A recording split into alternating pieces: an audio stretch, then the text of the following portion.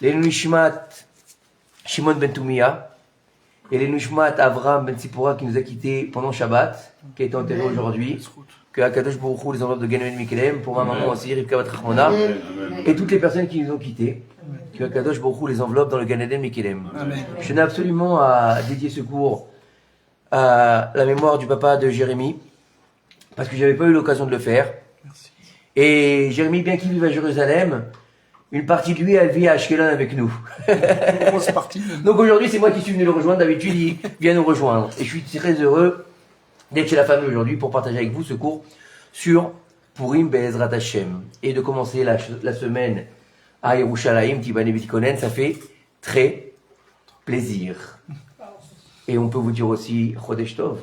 Ouais. Puisque demain soir, Be'ezrat Hashem, on rentre dans le Chodesh de Hadar. Un Chodesh qui est particulier.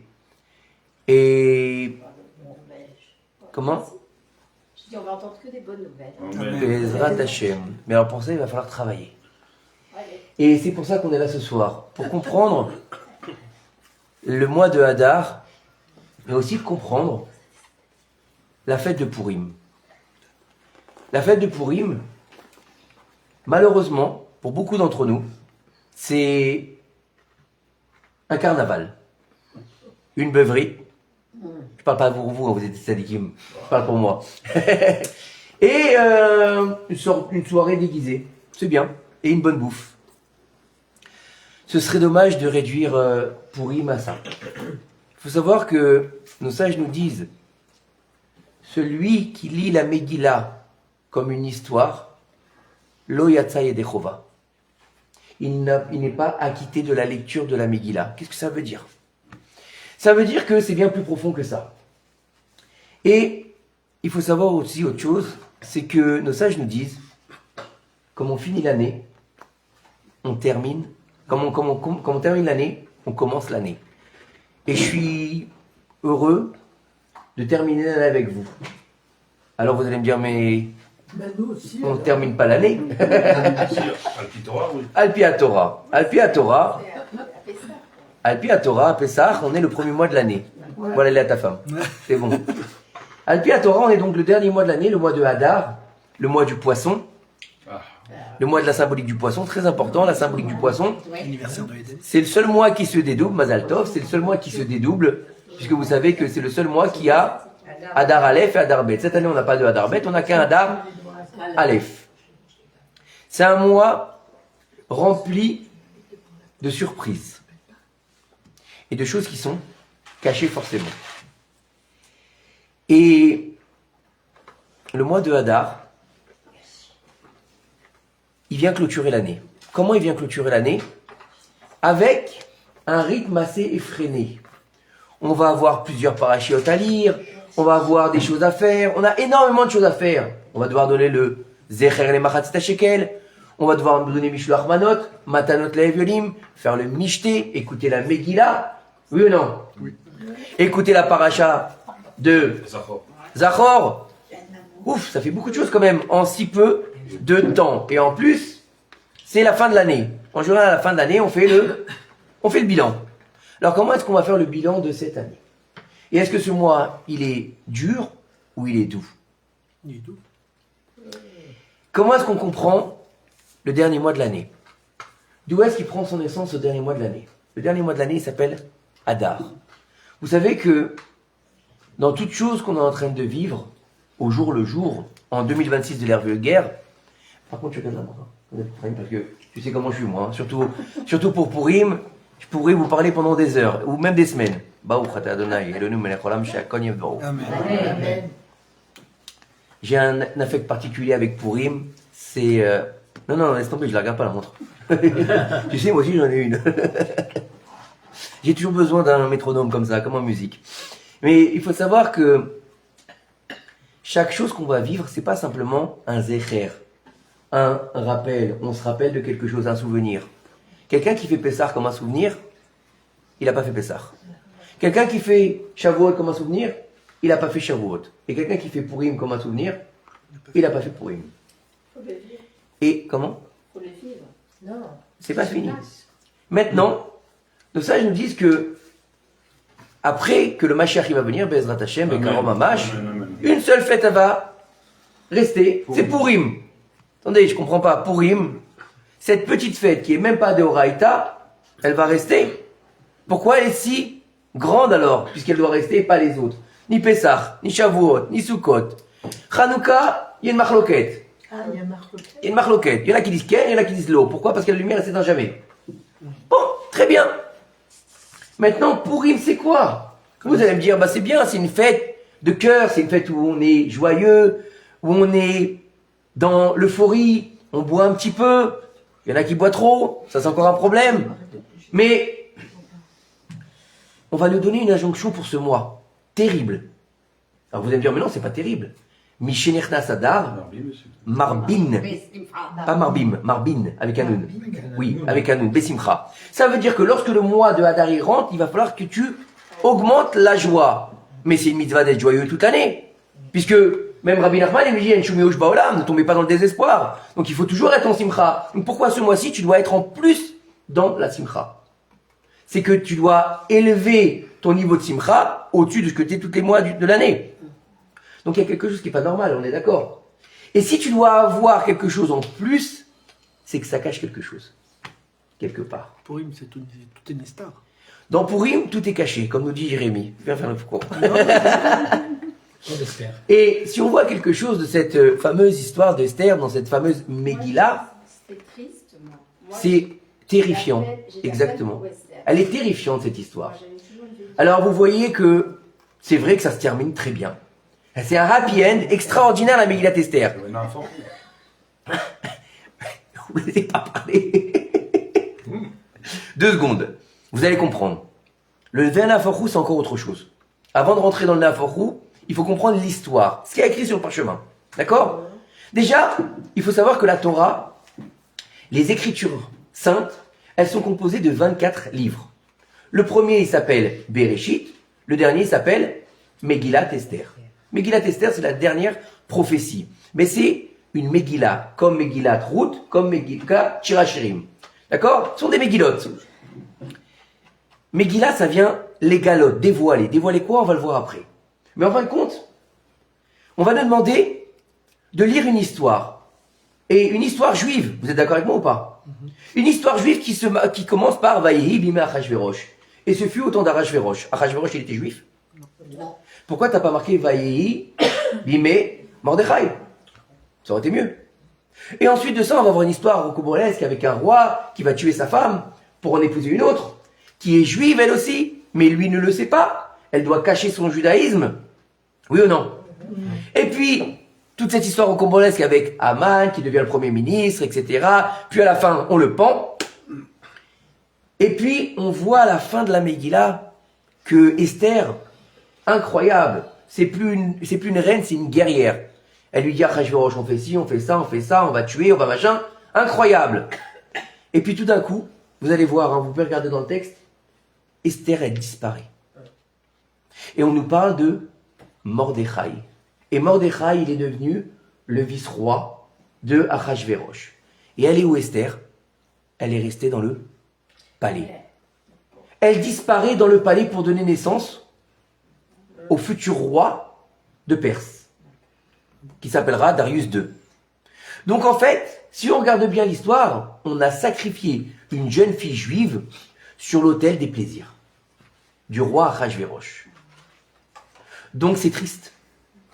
Donc c'est pas simplement une belle histoire, c'est une histoire terrible. Où est-ce qu'elle est, Esther? Elle a disparu, comme son nom. Elle est cachée. Mais elle est cachée où? D'ailleurs, c'est qui cette reine Esther? On ne sait pas. On ne sait pas. Elle s'appelle Hadassa I Esther. C'est bien, alors pourquoi elle s'appelle Hadassa ou elle s'appelle Esther? C'est pas la nièce de Mordechai? Mais pourquoi elle s'appelle Hadassa et elle s'appelle Esther après? Pourquoi elle a 2 noms, cette fille-là? C'est pas une question qui se pose? Qui c'est Mordechai? Qui c'est Haman? Vous avez déjà posé ces questions? Alors vous allez me dire, oui, Si, on sait qui j'ai lu la pièce de théâtre. Hein? Racine, il a écrit. Hein? Il a écrit, voilà, les personnages principaux. Et il y a des actes. C'est le premier théâtre juif, c'est Purim, il faut le savoir. Qui a été inventé par les Grecs. Le théâtre. Maintenant, cette histoire, elle est terrible. on va devoir sacrifier une fille juive pour sauver le peuple d'Israël. C'est terrible. C'est un sacrifice. C'est le sacrifice d'une bâte Israël. On a sacrifié la maison d'Israël pour faire vivre la maison d'Israël. Très bien. Pourquoi on doit alors augmenter cette joie? Pourquoi est-ce qu'on doit se mettre en position d'augmenter la joie pour pas tomber justement dans la mélancolie, dans la tristesse, dans le drame, dans le mélodrame qui est joué dans la Megillah Esther? Vous l'avez lu en français? Hein? C'est terrifiant. C'est terrifiant ce qui se passe. On a évité, ni plus ni moins, qu'une Shoah. Une Shoah. Parce que Shoah, il y a eu des survivants. Ni plus ni... Non, on a évité, écoutez bien, on a évité une Shoah. Pourquoi? Parce que Haman, il a dit, en un jour, on va tuer tous les Juifs, du plus grand au plus petit, dans toutes les 127 provinces de Achashverosh. Ça s'appelle le monde entier. Vous avez compris? Donc ça s'appelle la Shoah. On a évité la Shoah. Et qui a mis en place cette Shoah? Ce qu'on va lire dans la Torah. Dans la Torah, ce Shabbat, on a lu le Zecher Martis Shekel. Mais c'est la première des 4 parachiotes qu'on va lire jusqu'à Pessah. La deuxième qui est lue avant Purim, elle s'appelle Zachor. C'est quoi Zachor? Amalek. Souviens-toi de ce que tu as fait à Amalek quand tu étais à Purim, à Suse là-bas. C'est ce qui est écrit? Non. Non. Tu es sorti d'Égypte. Quand tu es sorti d'Égypte, qu'est-ce que j'en ai à faire de lire Amalek quand je suis sorti d'Égypte, alors que je vais parler de Purim? On te dit, faut la lire avant Purim. Et tu peux pas rentrer dans Purim si tu n'as pas lu Zachor. Je comprends pas. Tu me parles de la sortie d'Égypte, et là tu me parles de Purim, qui est des Rabbanan, qui a lieu en Chutz La'aretz. Oui ou non? D'accord? Et là tu me parles d'une histoire qui se passe à la sortie d'Égypte, qu'on n'a même pas encore reçu la Torah. C'est bizarre. C'est qui ce Amalek? D'où il vient? C'est quoi cette force? Vous savez qui c'est Amalek? Je t'ai pas demandé son ascendance, t'inquiète pas. Il faut comprendre une chose, c'est que Amalek, c'est pas simplement un personnage. Le problème qu'il y a, c'est que vous allez lire la Megillah, comme toujours, avec les personnages principaux et les personnages secondaires. Donc les personnages principaux, c'est Achashverosh, Haman, Esther, Mordechai. Les personnages secondaires, c'est Harbona, par exemple, Bigtan et Teresh, ce sont les personnages secondaires. Comme dans la Torah, on a les personnages principaux qui s'appellent Abraham, Yitzhak et Yaakov. Et les personnages secondaires, Agar, Lot, sont des personnages secondaires. Ils sont très peu apparents dans la Torah. Oui ou non? Vous pensez que c'est que des personnages? Est-ce que vous pensez que la Torah, c'est seulement un simple récit historique, une histoire, un conte de fées? Et ils se marièrent et eurent beaucoup d'enfants à la fin? Ce serait cool. Mais ce serait pas alors, dans ces cas-là, une prophétie. Ce serait tout simplement une histoire. Et une histoire, ça se transforme et ça se change. Vous avez déjà écouté l'histoire de la petite sirène? Je suis très sérieux, je vous parle très sérieusement. La vraie histoire, Elle est horrible. elle est terrifiante. Elle se transforme en écume. Alors que chez Disney, Non. elle se marie avec le prince. Hein? Comment ça se fait qu'ils ont changé la fin? Parce que c'est qu'une histoire. Mais la Torah, elle ne pourra jamais changer. Depuis qu'on a reçu, et même avant, puisque il y a marqué comme ça, Ouistakel Beraita ou Bara Alma. Il a créé, il a regardé dans la lumière du monde, il a créé son monde. C'est quoi cette Oraita? C'est la Torah. Vous avez remarqué quelque chose? C'est que il y a 2 Shabbats, on a lu la paracha de Yitro. Oui ou non? Et Dieu, il va nous parler, il va nous donner 10 paroles, Aseret Adiberot, mais il va les dire tous en une fois. Mais nous, on n'est pas capable de les entendre. Et on va recevoir plus tard 2 tables. Pas une, 2. Si Dieu il parle en 1, puisqu'il est Hachem Echad ou Shmo Echad, on aurait dû recevoir combien de tables? Pourquoi on en reçoit 2? C'est les deuxièmes. Attends, c'est pas les deuxièmes, même les premières, il y en avait 2. La faute du Non. bonheur, mon chéri. Non, je ne parle pas de ça. J'ai entendu Même la combien première il fois, fait combien de tables il a moché dans les mains? La première fois avant de les casser? 1. 2. T'es Il sûr? en a 2, ouais, je suis sûr et certain. Je connais le texte, je l'ai regardé. Il a 2 tables. Et la deuxième fois, il a encore 2 tables. Pourquoi Dieu ne donne pas une table? Donne une table, ça suffit. Puisque tu as dit une parole. Il y a les positifs, les négatifs. Mais on s'en fout de ça. Et alors? On fait un trait au milieu, on fait les positifs en haut, les négatifs, c'est pas le problème. Allez, Ben Adam Lakom, Ben Adam Chavero, en haut, en bas, si on veut. C'est quoi? C'est une question de pagination? Dieu, c'est un auteur. Il n'est pas en train de faire une mise en page. C'était les mêmes? Mais non, c'est pas les mêmes. Non, quand je dis pas- c'était les mêmes, parce que moi j'avais entendu que les premières, elles étaient. Non, c'est pas les elles mêmes. flottaient dans les. il y en C'est a- pas les deux flottés, mais c'est pas les mêmes. Mais alors pourquoi c'est comme ça? Faut qu'il y ait un équilibre peut-être. Non plus. Une était écrite par Dieu, l'autre non. Mais non, Moi, je parle juste du 2, je parle pas de combien il y a eu de tables. Deux. Le problème, il est dans le Inyan Dans de. chaque main. Il est dans le Inyan de Bereshit. Le bête. Le bête. Akadosh Baruch Hu, il est Echad. Quand il parle, il est 1. Et David Amelech, il nous dit Hachem, il parle 1 et nous on comprend 2. Donc on reçoit 2 tables. Mais à un moment donné, Akadosh Baruch Hu, il doit montrer sa grandeur. Et le but de la création du monde, c'est quoi? C'est Shilodira Betartonim. Vous connaissez toute cette histoire. Pourquoi Dieu a créé le monde? Pour avoir une maison en bas. D'accord? Donc comment on dit habiter quelque part? En hébreu, bien sûr. Hein. Lagour.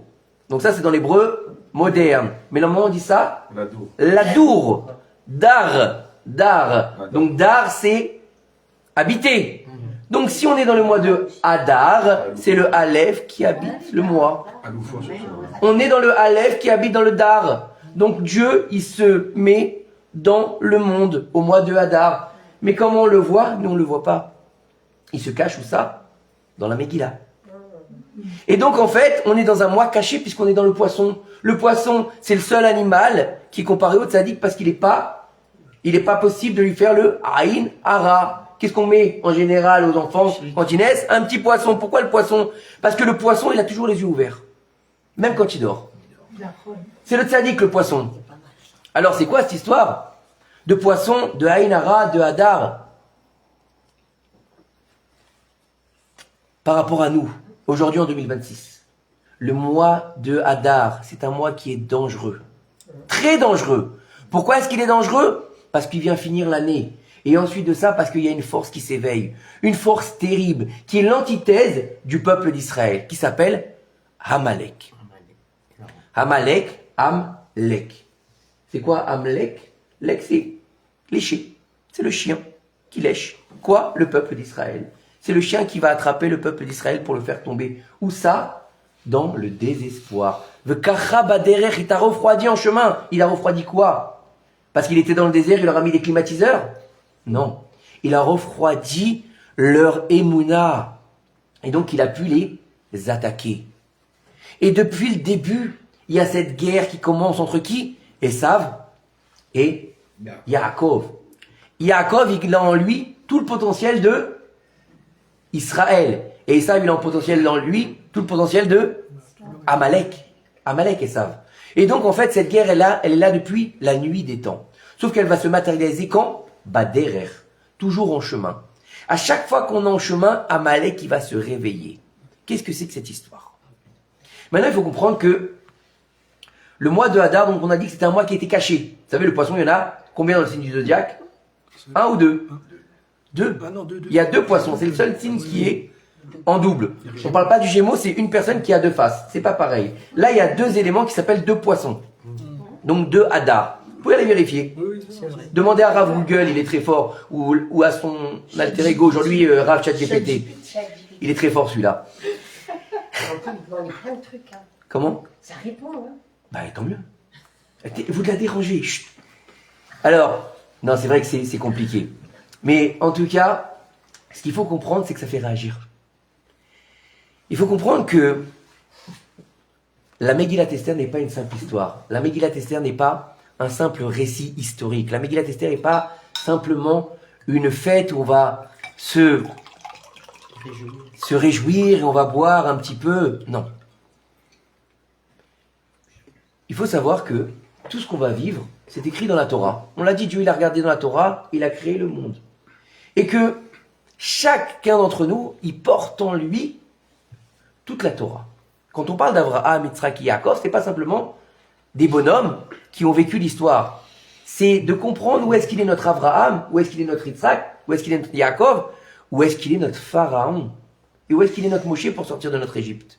Parce que si on veut rentrer dans Purim, il faut passer par Amalek et Zachor, mais avant ça, il faut passer par Toubishvat. Il faut passer par ce fameux Toubishvat, où la terre, elle doit sortir ses fruits et donner la vie.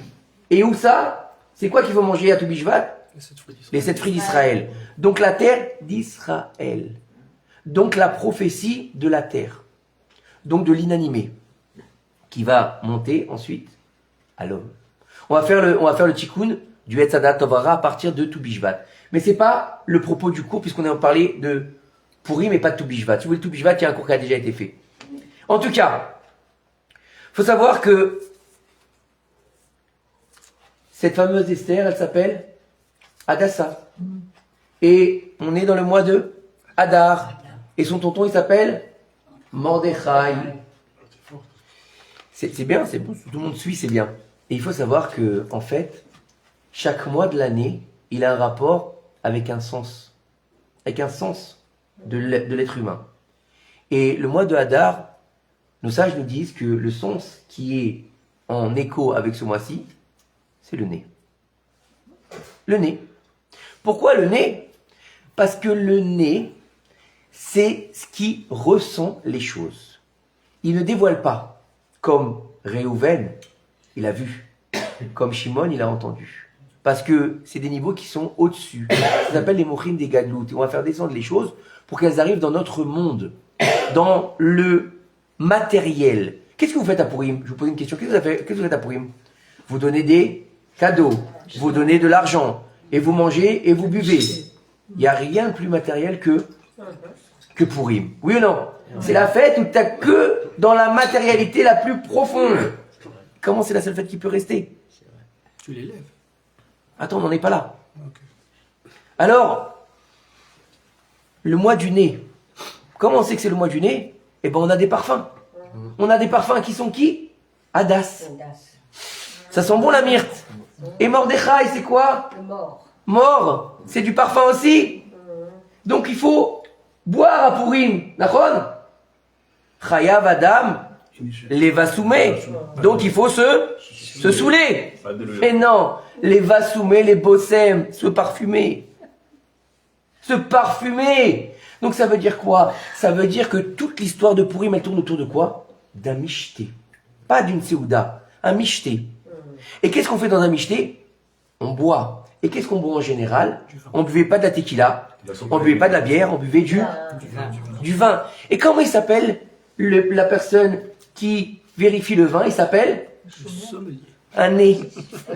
Un nez. C'est pas les parfums, les Un nez. C'est le nez. Quelqu'un qui est, comment t'appelles en français? Je sais plus, j'ai oublié. Un sommelier. Non, pas le sommelier. Pas le sommelier, c'est l'autre nom. C'est un nez. Ah oui. Un nez. Un nez, oui. Ah, comment on appelle ça? Onologue. Onologue, merci, c'est ça que je confonds avec un onologue. D'accord? C'est un nez. Et donc tout ça est en rapport avec le parfum. Le parfum de qui? Le parfum du dévoilement messianique. Pourquoi? Parce que comment il va savoir le Mashiach? Là, j'ai cru qu'elle était ouverte. Comment il va savoir vérifier qui est avec lui et qui n'est pas avec lui? C'est bien ça. Par le Nez. Par le nez. Il va pas tester les gens en leur disant, bon toi, tu sais quoi? Fais-moi 10 télim et je vais te prendre avec moi. Toi, mets-moi 3 qui suivent sur sa tête et je vais te prendre avec moi. Non. Il va sentir. Tu sens le parfum de la sainteté ou tu sens le parfum de l'impureté. Et comme ça, rien que par le nez. Pourquoi le nez? Parce que lors de la faute originelle, vous savez, vous vous rappelez de cette histoire de la faute originelle? Vous connaissez le serpent, Chava, la pomme? Hein? C'est bien.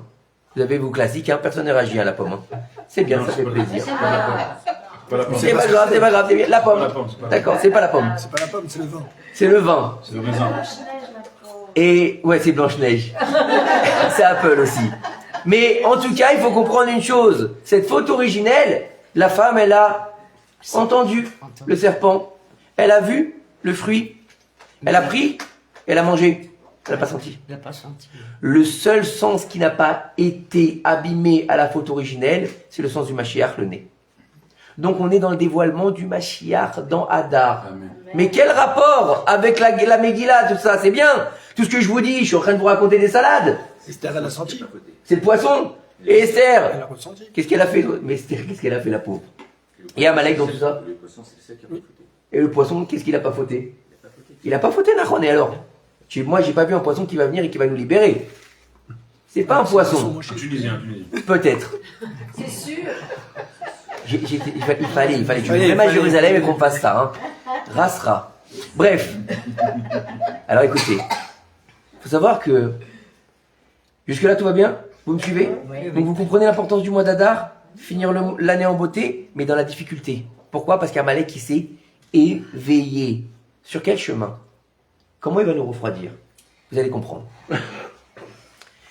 Il faut savoir que l'histoire de Purim, elle ne commence pas à Vayhi bimé Achashverosh. Ça, c'est le récit de prophétique que Mordechai a mis par écrit sous inspiration prophétique de Esther. C'est pour ça que ça s'appelle la Megillat Esther et pas la Megillat de Mordechai. Bon, bah c'est bien, tout le monde suit. Baruch Hashem. Mais, en fait, vous savez que depuis qu'on est sorti d'Égypte, Akadosh Baruch Hu nous a dit la matrice du peuple d'Israël, qui contient tous les exils, elle s'appelle Mitzraïm. Et on n'est pas rentré, on n'a pas fini la sortie d'Égypte, parce qu'on allait encore devoir vivre d'autres exils. C'est pour ça que si vous regardez bien, en fait, à la base, la sortie d'Égypte, à la base, elle est biaisée. Puisque Moshe, il ne peut pas rentrer en Eretz Israël, il ne peut pas construire le Beth Amikdash, et le Mashiach, il vient de la tribu de Yehuda, et Moshe, il est de la tribu de Lévi. Donc déjà, à la base, on a faussé l'histoire. Oui ou non? Oui. C'est déjà ça. Ensuite, il y a marqué Yetziat Mitzraïm. Vous êtes d'accord avec moi? Ouais, pas Géo. Mais si c'est nous qui sortons d'Égypte, on aurait dit Yetziat Mitzraïm. Oui ou non? Vous parlez tous hébreux ou pas? De l'Égypte, on dit Mitzraïm. On ne dit pas Yetziat Mitzraïm, on dit Yetziat Mitzraïm. C'est qu'on a oublié de faire sortir l'Égypte avec nous. Elle est restée là-bas. Donc on va devoir continuer le travail, on va devoir repartir dans la galère. Et le premier, il va s'appeler Babel. Babel. Vous connaissez Babel? Nebuchadnezzar. Nebuchadnezzar, il va détruire le temple. C'est pas lui, c'est Nebuzradan, mais c'est pas grave. Premier exil, Nebuchadnezzar. En quoi ça nous concerne avec Purim? Et comment ça nous concerne? Nebuchadnezzar, roi de Babel, un fou furieux. Il va exiler le peuple d'Israël. Et pendant 70 ans, le peuple d'Israël, il va vivre en galoute. Et une fois que Nebuchadnezzar va mourir, il va avoir un fils qui va s'appeler Evil Merodech, non, Evil machin, Merodech, un truc comme ça. D'accord? Un nom à coucher dehors. Il pouvait pas se blairer ni l'un ni l'autre. Ils se détestaient. D'ailleurs, c'est pour ça qu'il lui a rien légué. Et cet homme-là, il va avoir un autre fils qui va s'appeler Belshazzar. Et Belshazzar, en français, ça s'appelle Balthazar. Vous connaissez, vous avez vu les mages, les rois mages. En Galilée. Voilà. Il va avoir un fils qui s'appelle Balthazar. Et Balthazar, il va faire un mauvais calcul. Il va penser que le temps des 70 ans d'exil, il est terminé et que le peuple juif n'est pas revenu sur sa terre. Et donc, il va avoir une tête qui va gonfler comme ça. Et il va dire, sortez-moi tout ce qu'on a pris dans le Beth Amikdash, on va faire un festin extraordinaire. Et je vais m'habiller en Kohen Gadol, puisque Israël ne rentre pas chez lui, donc il n'y a plus de Béni Bérouri Israël, c'est nous, les enfants de Dieu. Donc on a pris leur place. Et là on va faire un festin et on va se saouler, et on va kiffer. Et à un moment dans le festin, un truc énorme. Une main va sortir du ciel, elle va écrire une phrase sur le mur du palais. Et là, la panique de tout le monde qui s'installe. Et c'est là qu'elle commence l'histoire de Purim. Et là, sur le mur, il y a marqué Mané, Mané, Tekef ou Farsin. C'est pas une chanson. Qu'est-ce que ça veut dire? Mais il regarde le truc, Balthazar, c'est quoi? Il comprend rien. Il demande à tous ses ministres, personne ne comprend. Il fait appeler ses sages, personne ne comprend.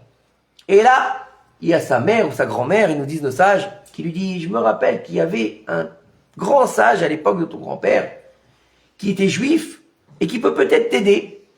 Et ce grand sage, il s'appelait Daniel. Daniel. Non, pas Lévi. Non, Daniel. Daniel. Et Daniel, il est venu, et lui dit, oui, votre Altesse, je suis capable de vous déchiffrer cette phrase. Et cette phrase, elle veut dire que, aujourd'hui, vous avez sonné la fin de votre empire. Vous allez passer le relais. Et l'empire donc de Babylone va tomber pour être remplacé par l'empire perse. Et qu'est-ce qui va se passer? Quand il entend ça, il va lui dire, Daniel, vous allez mourir. Qu'est-ce qu'il va faire? Il va dire à tous ses gardes de tenir tous les abords, parce qu'il y avait une guerre avec Darius. Il va dire, vous allez tenir tous les abords du palais, et personne n'aura droit de sortir, ni de rentrer. Et même s'il vous dit que c'est le roi. Et qu'est-ce qui s'est passé? Dieu a fait que, cette nuit-là, Balthazar, il a eu l'envie pressante. Et donc, il est sorti du palais par un souterrain, où il y avait un garde à l'entrée. Et quand il a fini ses histoires, il a voulu rentrer, et il n'a pas pu. Et donc, il lui a dit, mais je suis le roi. Il a dit, le roi en pyjama, je t'en supplie, t'es le roi. Et il l'a tué. Et donc, c'était très facile pour Darius de prendre le pouvoir. Et ensuite, les choses se sont faites, et au moment où Darius il va régner, il va se passer quelque chose de génial pour le peuple d'Israël. On va commencer à reconstruire le Beth Amikdash. Baderer.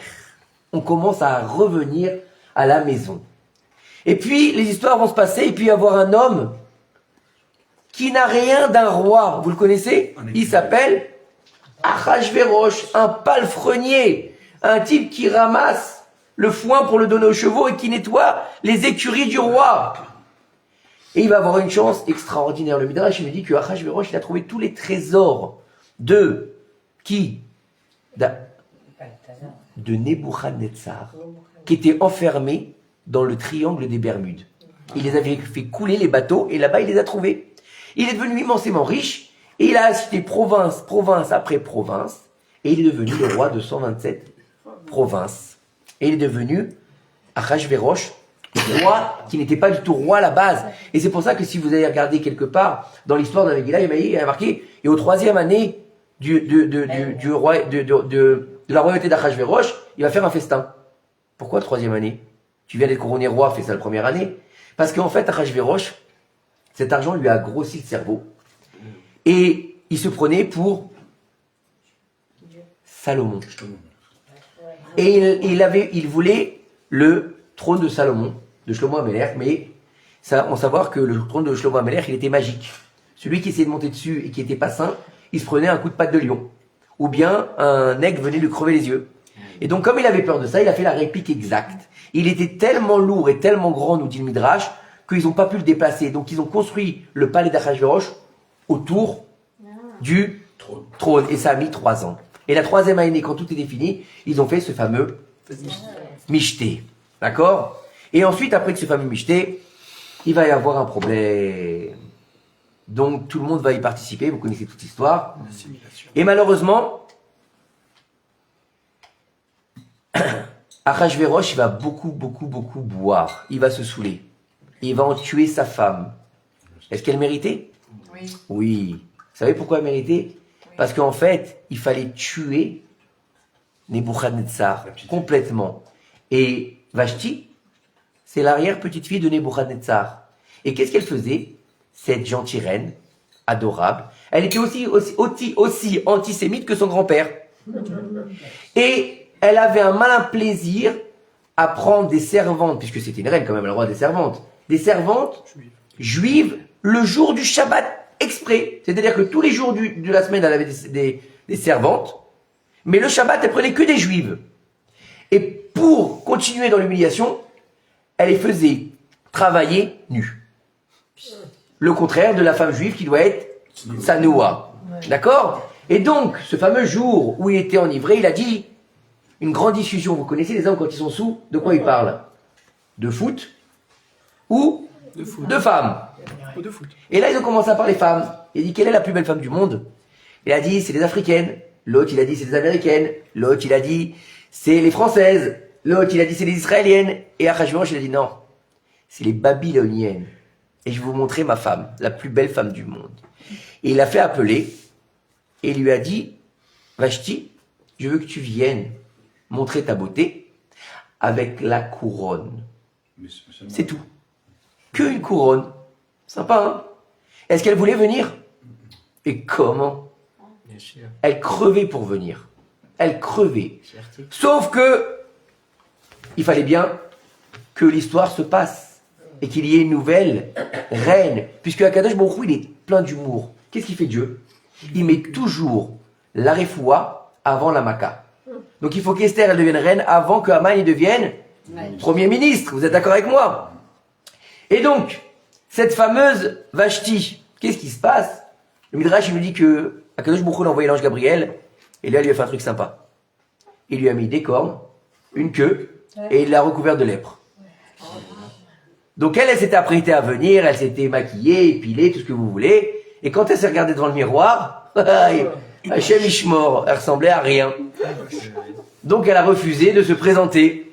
Et donc elle n'a pas pu se présenter, elle a fini par être tuée. Pour que Esther, elle puisse régner. Maintenant, en fait, il faut comprendre une chose.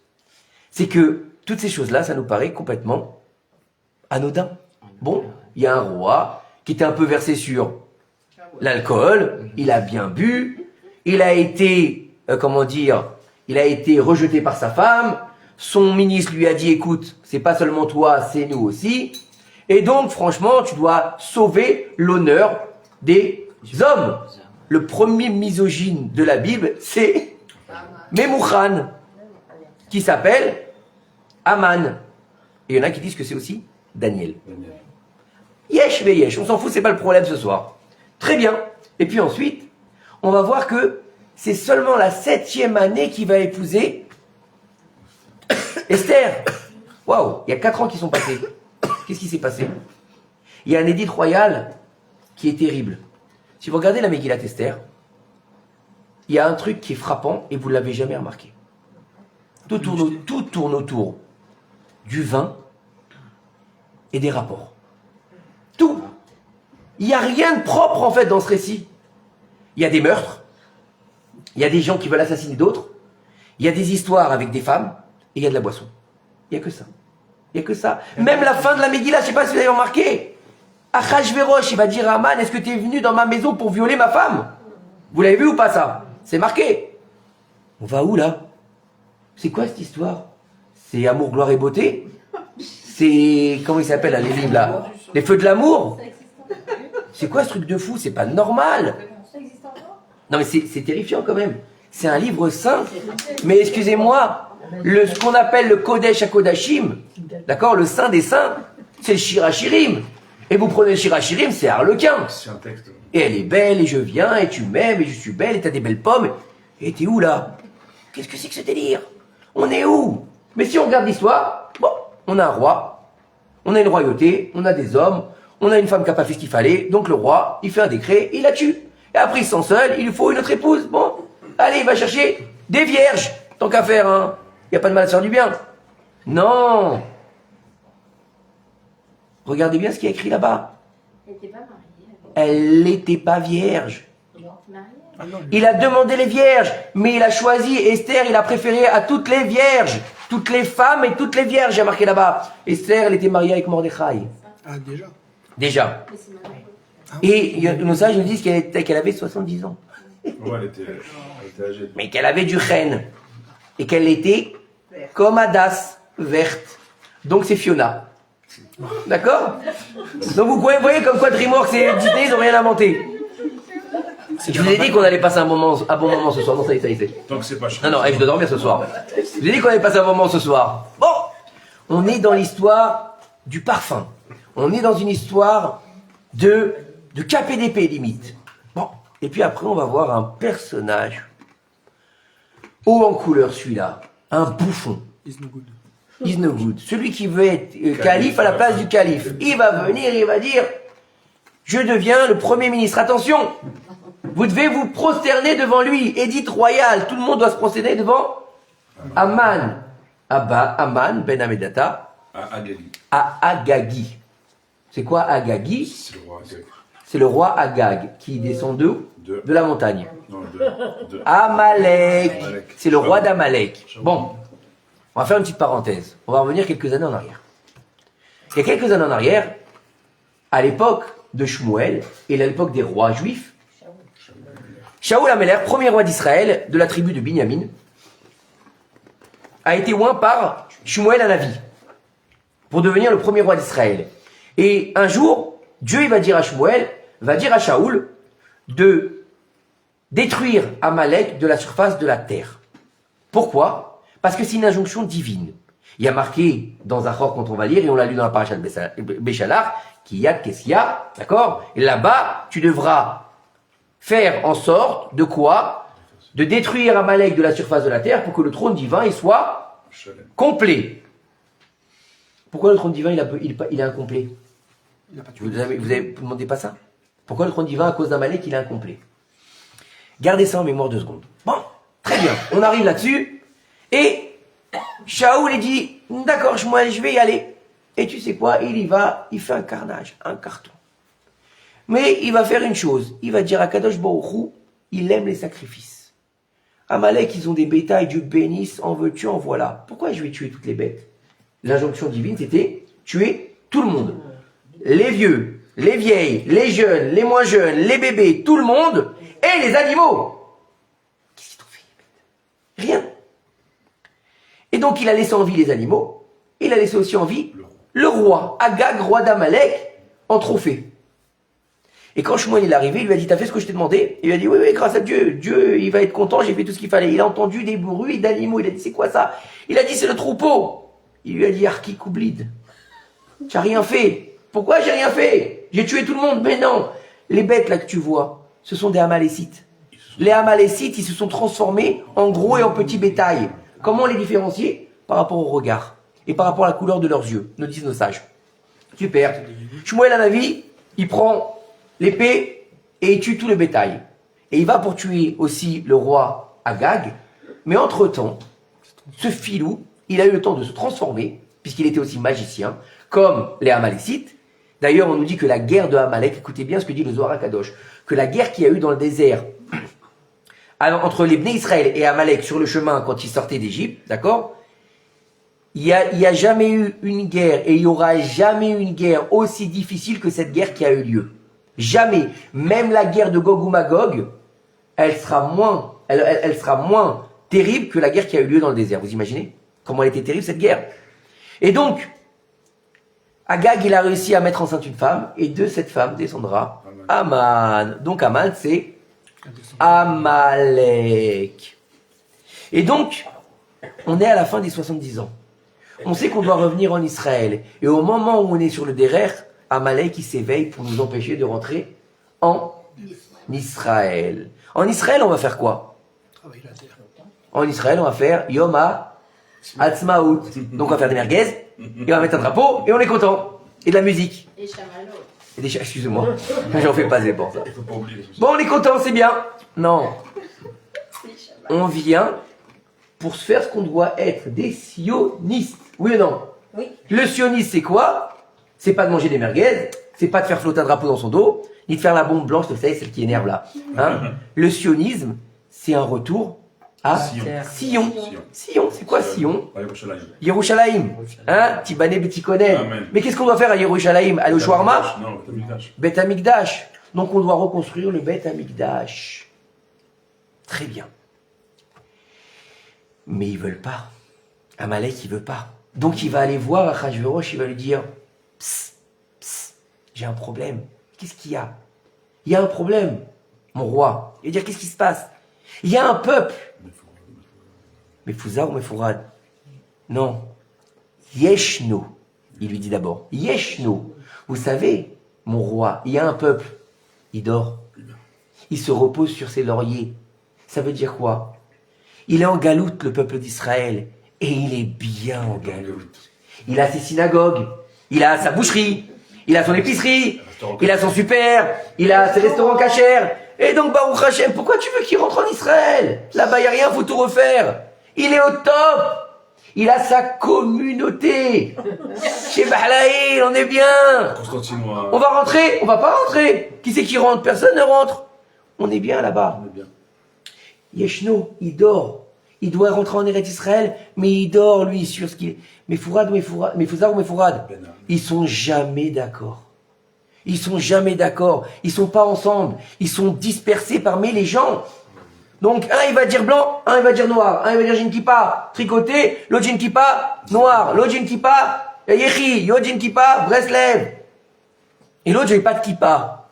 Ah. Et ils n'écoutent pas ce que dit le roi. Et ils font des trucs bizarres. Le jour où il faut bosser, où on fait le plus gros chiffre d'affaires, Travaille pas. ceux-là, ils travaillent pas. Le jour où on va, nous, au temple, eux, ils vont dans leur temple, mais nous, on fait un culte au Dieu de l'idolâtrie, et eux, ils donnent une langue bizarre, ils font un culte à personne. Il y a personne. Et puis des fois, ils sont un peu ouf. Ils prennent des branches d'herbe et ils les secouent partout comme ça, avec un citron. Ils mangent de la galette, alors qu'ils sont plus en Égypte. Un peuple de fous. Franchement. Mais laisse tomber, non, t'embête pas avec eux. Détruis-les. Et dis, tu sais quoi, je vais te donner un truc, 10 000 kikars d'argent. Et tu me laisses les tuer. Et là, regardez un peu. Achashverosh qui va dire, j'en veux pas de ton oseille. Tu sais quoi? Garde ton oseille et tue-les. Comme ça, il me débarrasse le plancher. Mais qu'est-ce que c'est que ça? Bah, il est pas moins antisémite que Haman. Sauf que c'est le roi.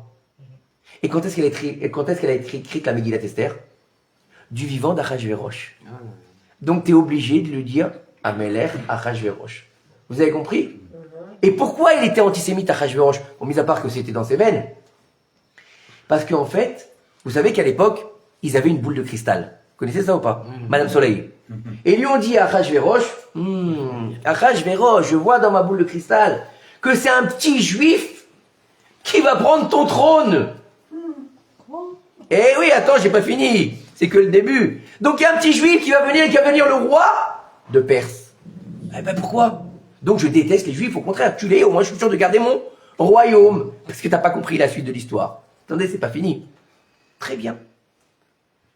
Mais Dieu, dans sa miséricorde, il est exceptionnel. Il dit, Aman, qu'est-ce que tu fais? Qu'est-ce que t'amènes ton oseille? Ça sert à rien. Pourquoi ça sert à rien? Vous avez lu la Akedat Yitzhak? Qu'est-ce qu'il y a marqué dans la Akedat Yitzhak? Vashkem Abraham Baboker. Il s'est levé tôt, Abraham, d'accord?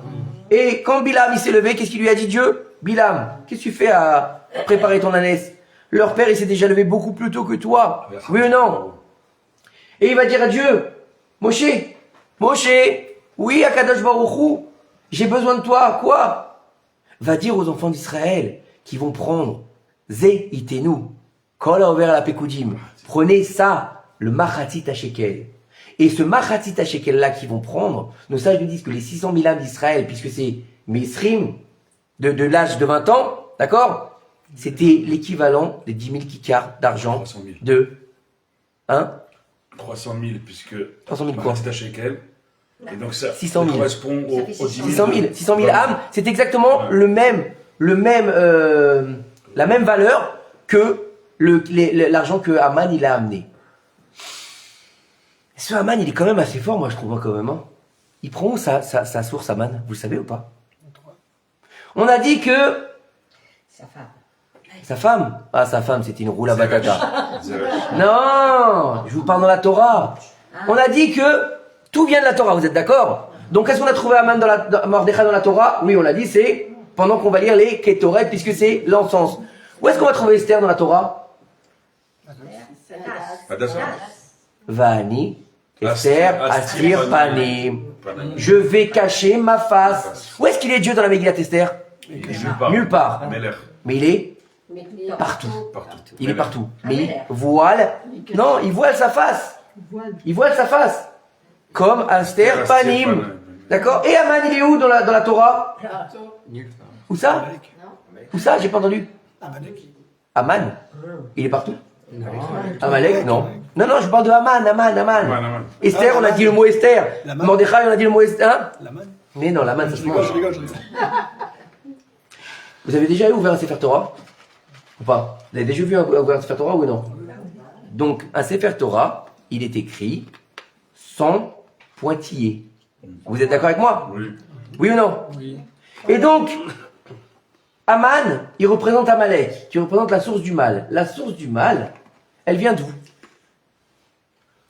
De l'arbre de la connaissance du bien et du mal. Et il y a marqué dans la Torah, dans le Parashat Bereshit, Amin, Haetz, Azé. Et si tu regardes bien, Amin, Haetz, Azé, Aman, Haetz, Azé, puisqu'il n'y a pas de Nekudot. Aman, Haetz, Azé. Et quel est le rapport dans la Megillah avec le Hetz? Bah, c'est là où elle est pendue. Chazak ou Baruch. il y a un rapport avec le Hetz, Azé, celui-là. Et ça veut dire quoi? Ça veut dire qu'en fait, tous nos protagonistes, ils sont dans la Torah. Ça veut dire qu'en fait, dans la Megillat Esther, on est en train de rejouer la faute originelle. L'homme, la femme et le serpent. L'homme, c'est Mordechai. La femme, c'est Esther. Et le serpent, c'est Haman. Et donc, on va renouveler les forces du serpent au moment de quoi? De Pourim. Donc, ça veut dire au moment de Hadar, la force de Amalek, du serpent, elle va se relever et s'éveiller au monde. Donc, Mishenirnas Hadar, Marbin, Besimcha. On est obligé d'élever la force pour combattre Amalek du mois d'Hadar. C'est pas fini. Donc, Esther, c'est pas... Attends, Esther, elle est où? On ne sait pas où elle est, Esther. Non, mais je voulais dire, Esther, Oui. elle fait pas comme Rava dans l'histoire. Mais Rav, est-ce que le Marbin... Elle est pas comme Rava. Attendez, j'ai pas fini. Je vous ai dit, j'ai pas fini, 2 Le secondes. nom de Marbin, c'est pas contre le nom du Nachash? Non, c'est pas le nom du Nachash. Le nom du Nachash, c'est encore autre chose. Le Nachash, c'est le même Gematria que Mashiach. Donc le Nachash, on a besoin de passer par le Nachash pour avoir le Mashiach. Mais ça, c'est encore autre chose. Nous, on est dans Pourim aujourd'hui. Maintenant, on a nos protagonistes qui sont là, qui sont éveillés, qui sont compliqués. Vous savez, c'était quoi Haman à la base? Vous savez ou pas? Qu'est-ce qu'il faisait avant de devenir Is No Good? Le petit vizir qui veut devenir calife à la place du calife? Il était coiffeur. Et il était pauvre. Mais pauvre. Grave. Mais il a trouvé un petit trésor. Et doucement, doucement, il a fait des affaires et tout a marché. Jusqu'à qu'il arrive à devenir très riche. Et Achashverosh, ayant peur qu'il devienne plus riche que lui, il l'a pris en tant que Premier ministre. D'accord? Maintenant, ce fameux Haman, il en veut aux Juifs. Pourquoi? Parce que lui, c'est Amalek. Et il veut pas qu'on reconstruise le temple. Il veut pas Baderer ou Kacha Baderer. Alors, on va avoir une phrase complètement absurde. Quand Esther va le voir à Achashverosh, elle va lui dire « J'ai besoin de te parler ». Il va lui dire « Qu'est-ce que tu veux ?» « Jusqu'à la moitié du royaume, je te donne. » C'est quoi cette phrase? T'es ma chérie, je t'aime à la folie. Je te donne ma vie, non? Tu dois lui dire. Je t'aime, je te donne tout ce que tu veux. Non, lui dit, et il lui répète, hein. Jusqu'à la moitié, je te donne. Tant qu'Aman il est vivant, il lui dit ça. Après, il lui dit plus ça. Ce que tu veux, je te donne. Où on va? Tant qu'Aman il est vivant, Amalek il est vivant. L'essence d'Amalek elle est vivante. Donc, Yad Kessia, il peut pas remettre en place le Ya, le nom de Dieu en entier. Donc il est que la moitié. Mais qu'une fois que Haman il va mourir, qu'est-ce qui se passe? On peut rentrer en Israël. On peut reconstruire le temple. Est-ce qu'on l'a fait? La Yuidima est à Ora, Vesimcha, Vesasson. Qu'est-ce qui est plus grand, Sasson ou Simcha? Sasson. Simcha. La Yuidima Ora, Vesimcha, Vesasson, Veka. Vesimcha. On aurait dû faire Sasson et Simcha, pas Simcha, Vesasson. On l'a fait à l'envers. On a descendu la joie. On est resté en Chutz La'aretz. Et c'est pour ça qu'il n'y a pas de Hallel à Pourim.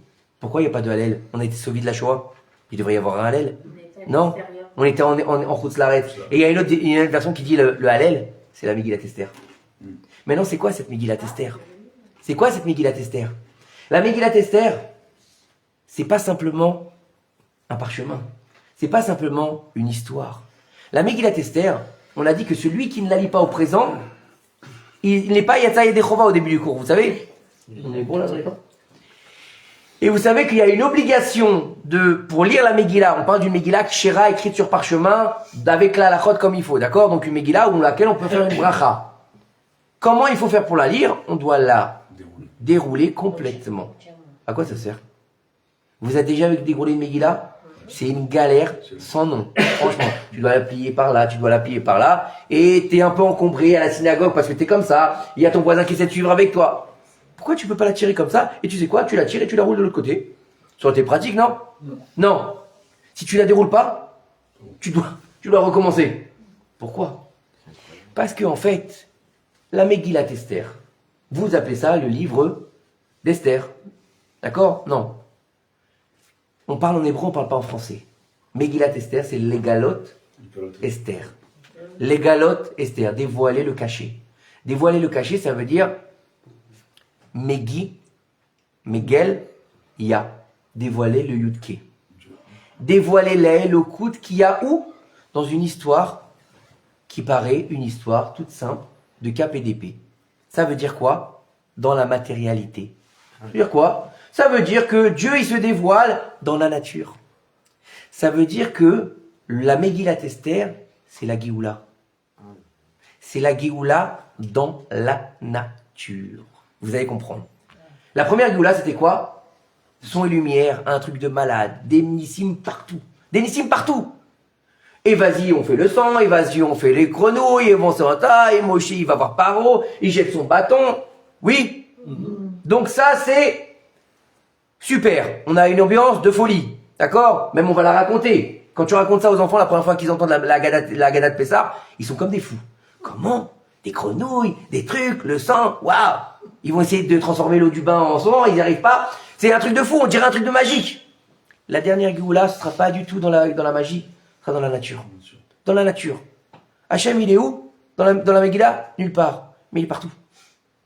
Donc ça veut dire que dans la nature, on va dévoiler l'élévation du divin. Ça s'appelle comment? Purim. Comment? Vous allez comprendre. Il y a une fête incroyable que tout le monde pense que c'est le jour le plus rasera de l'année. Kippour. Kippour. Yom Kippour. Kippour. Kippour, tu fais quoi? Tu jeûnes, tu te laves pas, tu bois pas, tu te laves pas les dents, tu dois prier toute la journée, tu dois pas mettre des chaussures en cuir, genre la rasera quoi, tu fais rien de ce monde, d'accord? Mais ce jour-là, il s'appelle pas Kippour, il s'appelle Yom HaKippourim. Et il y a marqué Shabbat Shabbaton, c'est le jour le plus grand saint de l'année. Vous savez, Kippour, franchement, la vérité, qui c'est qui se prépare pas à Kippour?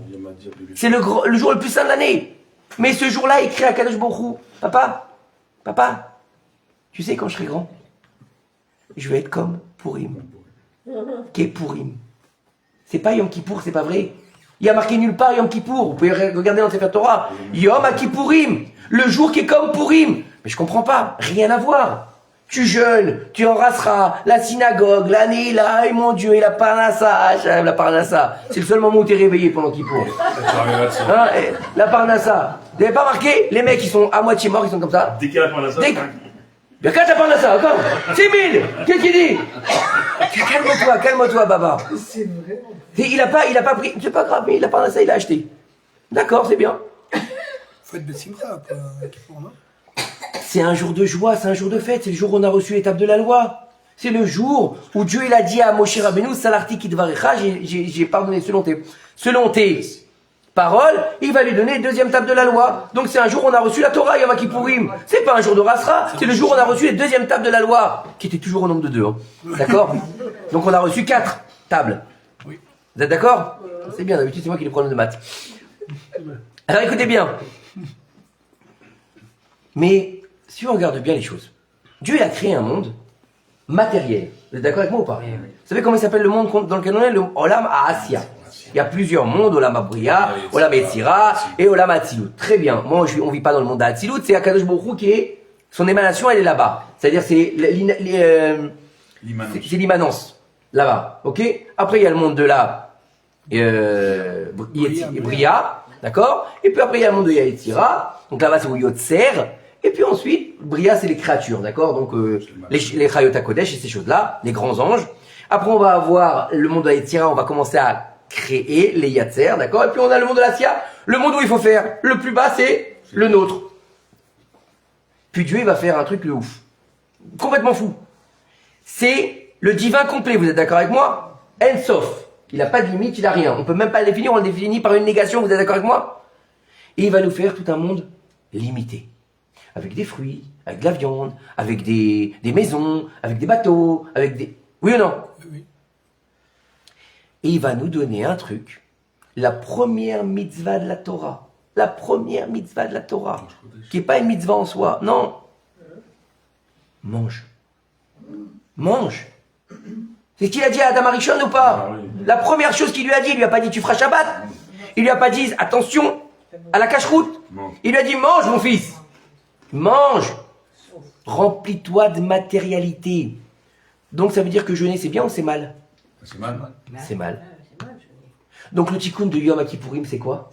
C'est C'est pour lui. Purim. C'est pour ça que, Ah, que Purim il est plus grand que Kippour. Parce que Purim, c'est quoi? Kippour, t'es au niveau de l'ange.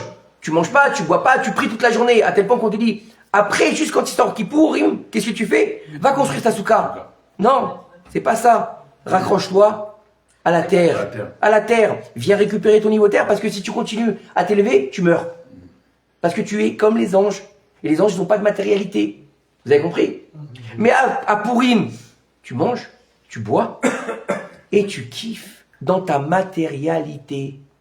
Tu es en train de faire le tikkun de l'Aetz Adaat Tov Vara.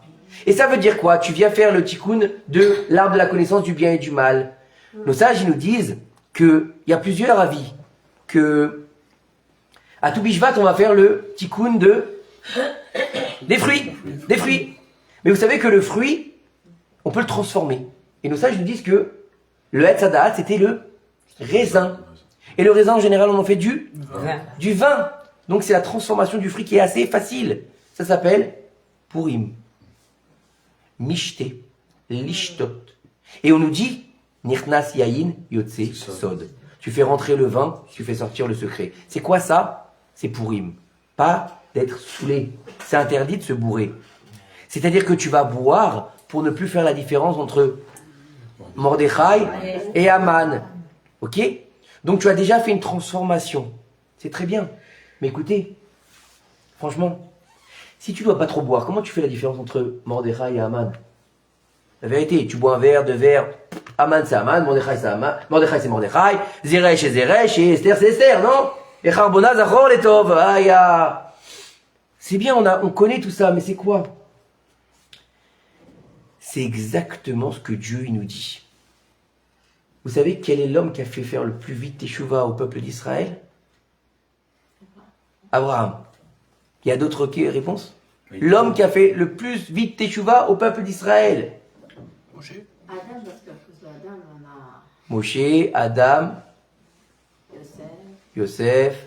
Bah, tous les prophètes. David. Voilà, allez chercher du côté obscur de la force. Amalek. Bilam, Aman. Amen. Aman. En un jour, on va détruire tout le peuple. Kimou Machekib. Alors, qu'est-ce qu'elle a dit, Esther? Faites des choix. Non, elle n'a pas dit faites Teshuvah, c'est pas vrai. Jeûnez, jeûnez, jeûnez. Non. Il faut le tuer. Non. C'est Kol HaYehudim. Voilà. L'air Kenos et Kol HaYehudi. Soyez ensemble. Ressoudez-vous. Soyez dans la hardoute. L'air Kenos. Vous savez c'était quel jour? Est-ce que vous savez c'était quel jour? C'était Pessah.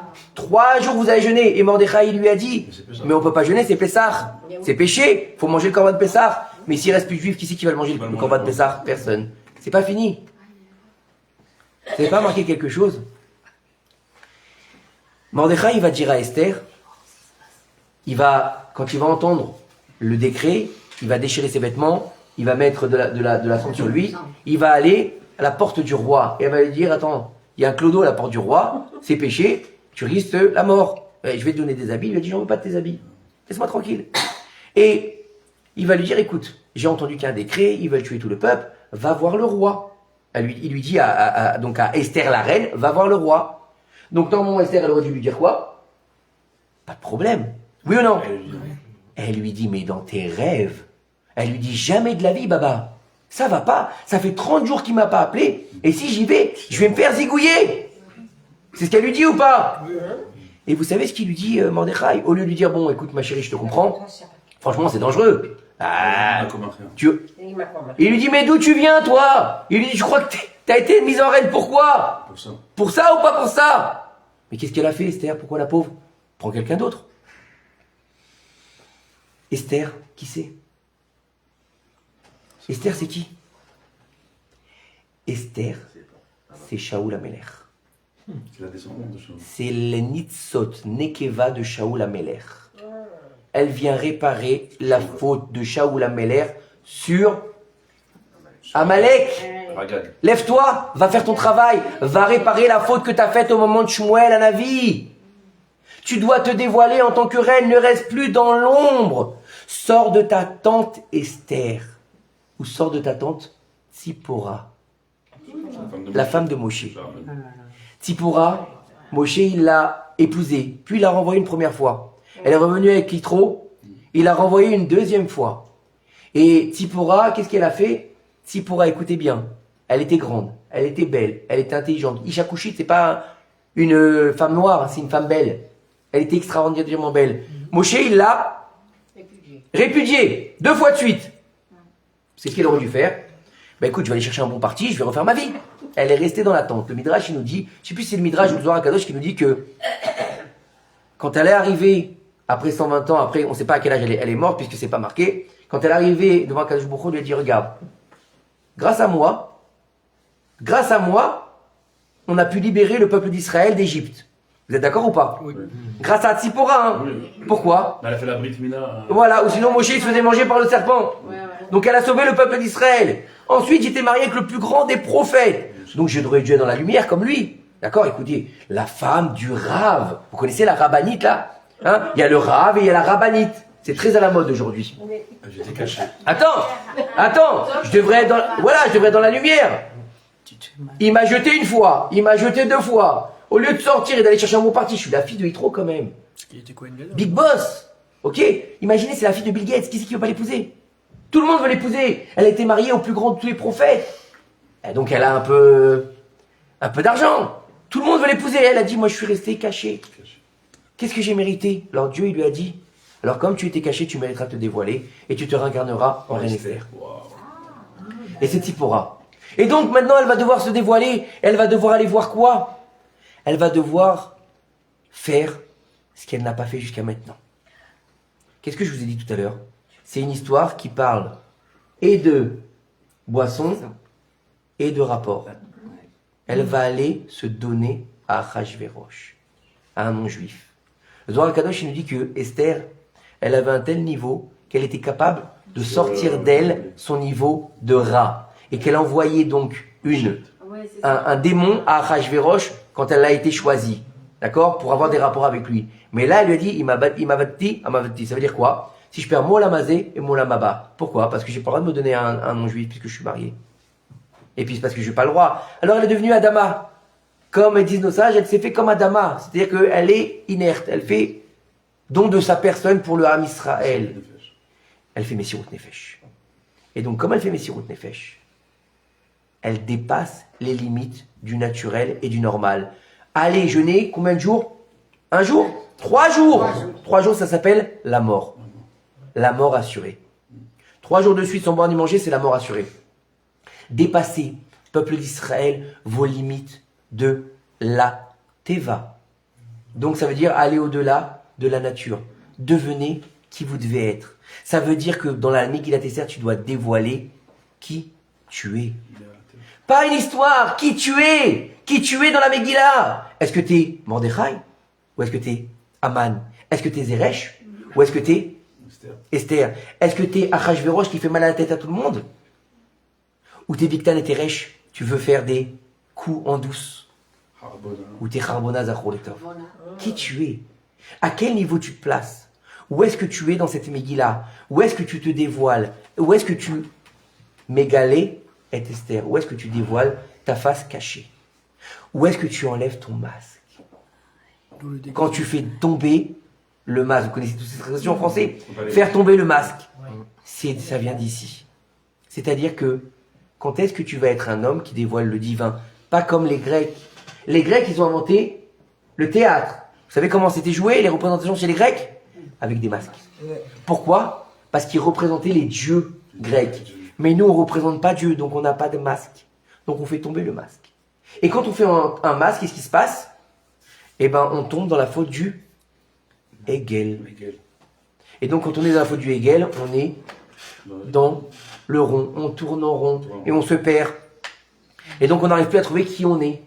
On n'est plus des Bnei Israël. On devient ceux qui font le Hegel. Ceux qui se perdent sur eux-mêmes. Et tout le but du monde, c'est quoi? C'est de sortir. C'est de devenir une droite. Puisque un cercle est toujours sur lui-même. Tu reviens toujours sur toi-même. Mais une droite, tu vas toujours d'un point à un autre. Ça s'appelle Yachar El. Tu vas droit avec Dieu.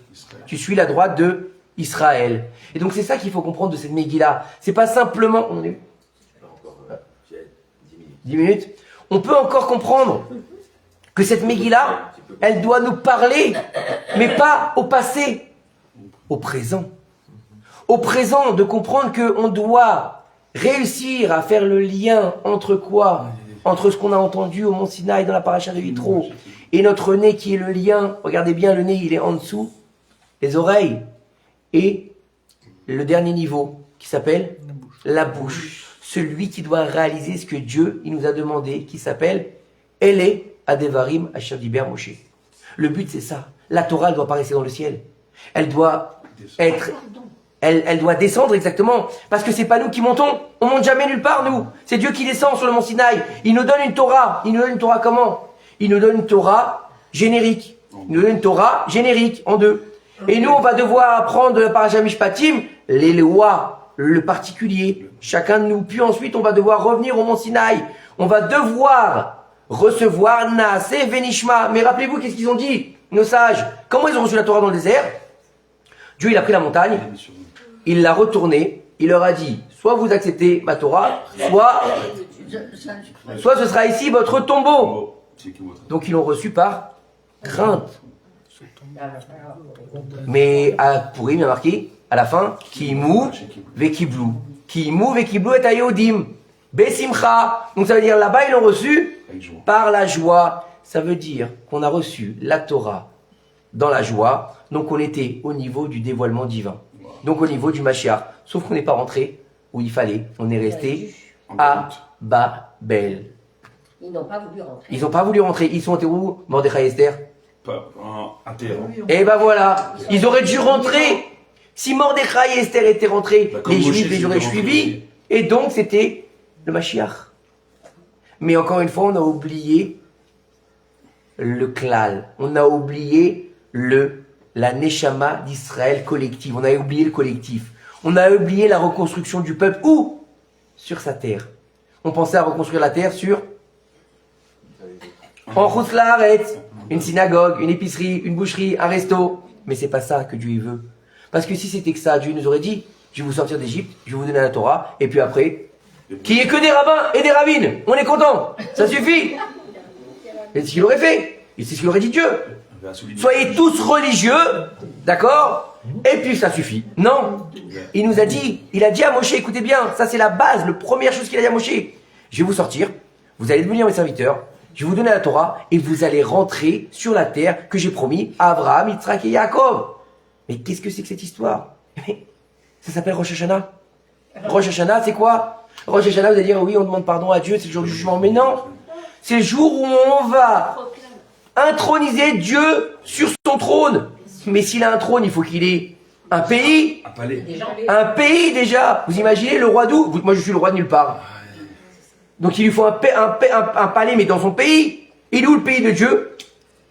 Et les yeux d'Akadosh Baruch Hu, Mireshit Hashana, Me'acheret Hashana, ne dépassent pas, ne passent pas d'Eretz Israël. C'est-à-dire quoi? Il est toujours là. Et à tel point qu'on dit la Shrina, c'est pas enlevé d'où? Du côté de la Maravi. Ça veut dire quoi? Ça veut dire qu'en fait, ce qu'on n'a pas compris dans toute cette histoire, c'est que on a loupé le coche encore une fois. Et à chaque fois qu'on va avoir un grand moment de vie dans le peuple d'Israël, Amalek qui va se réveiller. Et Amalek, il est venu quand on est sorti sur le Derer, quand on est sorti d'Égypte, on allait où? En Eretz Israël.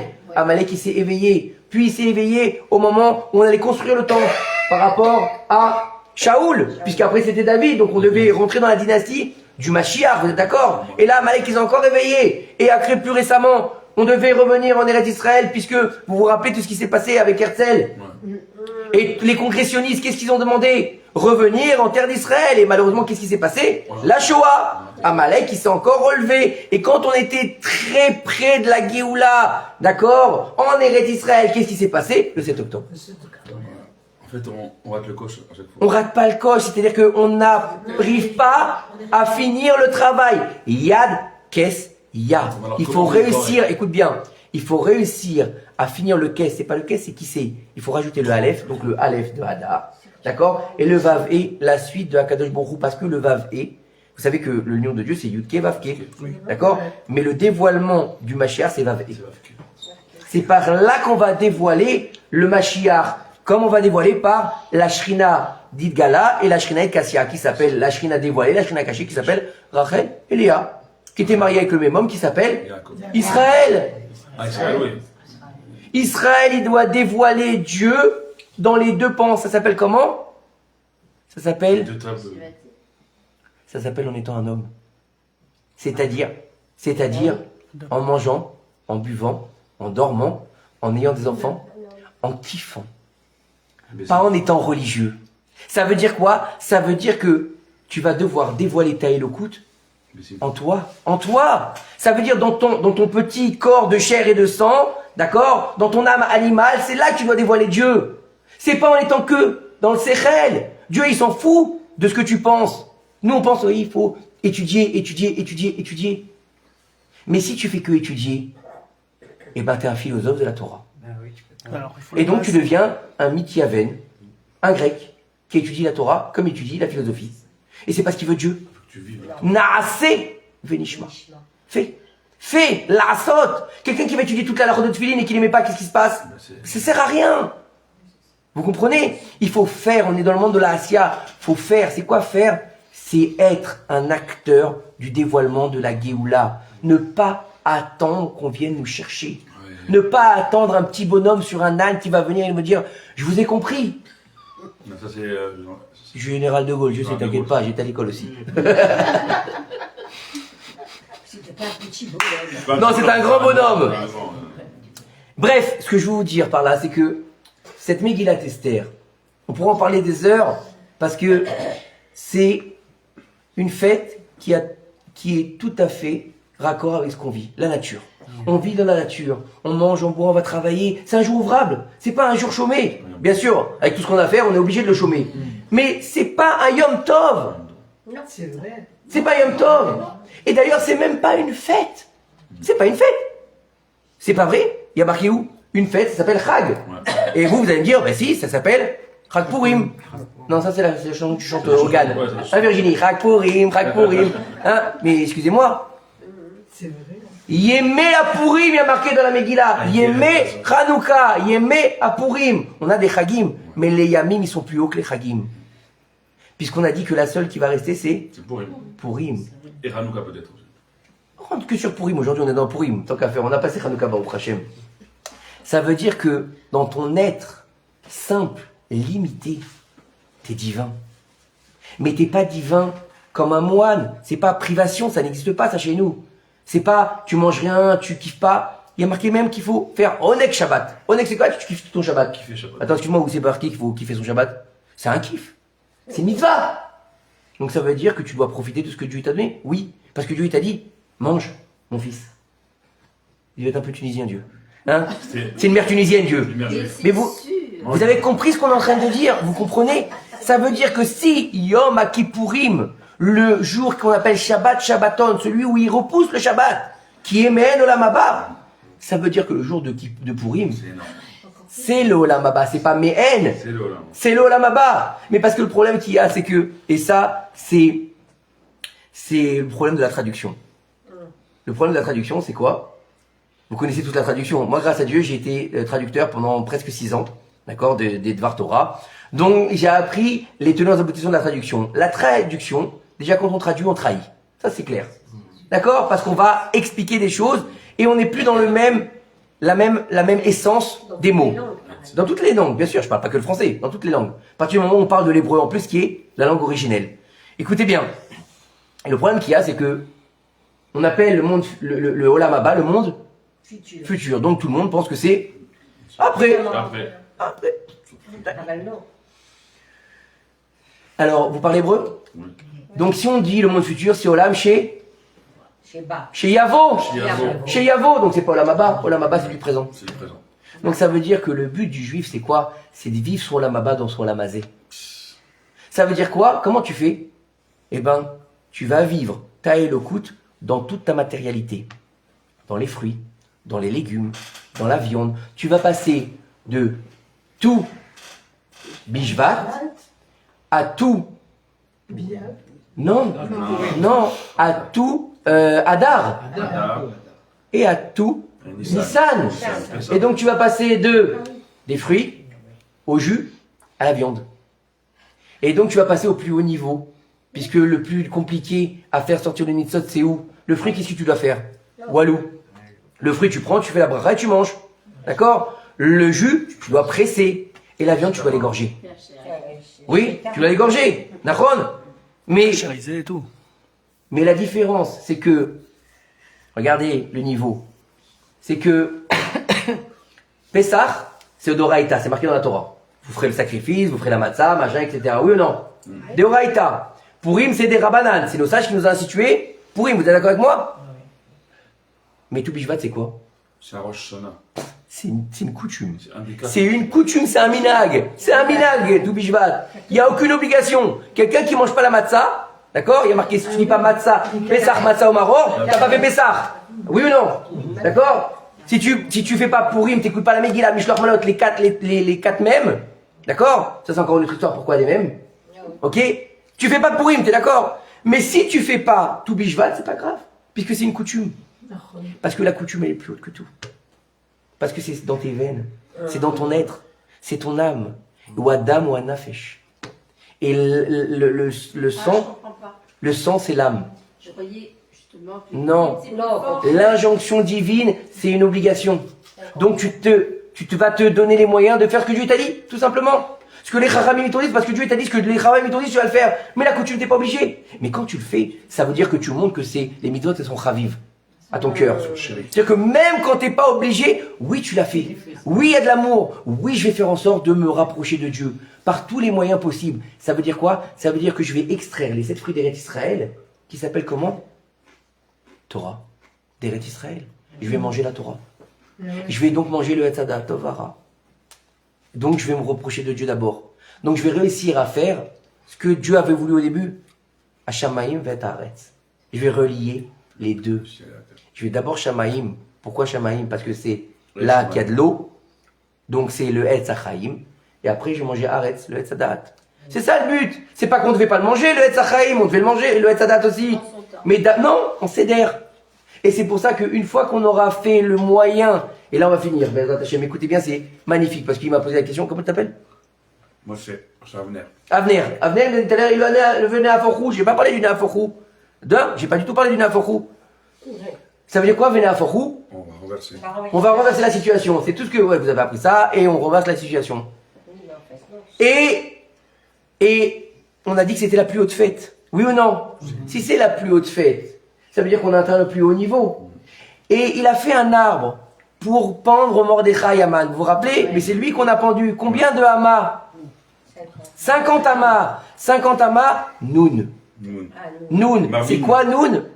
Marvin. Bina. Bina. Bina. La 50e porte de la pureté. Qu'est-ce qu'on a mis dessus? On a pendu la 50e porte de la pureté qui s'appelle Amalek. Venaha for où tu retournes, pas toi, le Noun. Le Noun que tu retournes, ça veut dire que tu passes de l'impureté à la pureté. Et quand tu es en moyen de retourner le Noun, tu rentres dans la fête de Pessah. Et Pessah, c'est quoi? C'est ça qui est dans la paracha quand il y a les nanars. Non, ça c'est encore autre chose. C'est la bouche qui parle. C'est quoi? Si tu passes du nez à la bouche. Eléa Devarim Asher Diber Moshe. Tu matérialises la pensée en action. Devarim. Devarim, c'est quoi? C'est pas des mots, c'est des choses. Olam Asya. Donc tu as réussi à faire le tikkun du Etz Hadat Tovara pour en fait te réaliser dans ce monde et dévoiler le divin dans la matérialité. Et c'est le but de toute la création. Baruch Adonai Olam, Amen, Amen.